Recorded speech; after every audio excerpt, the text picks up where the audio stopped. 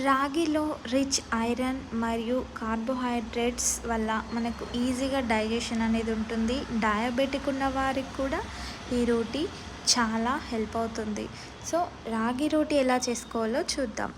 ముందుగా 2 కప్పుల గోధుమ పిండి, అలాగే 2 కప్పుల రాగి పిండి తీసుకుందాం. మొత్తంగా రాగి పిండి తీసుకుంటే న్యూగా స్టార్ట్ చేసే వాళ్ళు కూడా ఈ చపాతీ అనేది రాదు.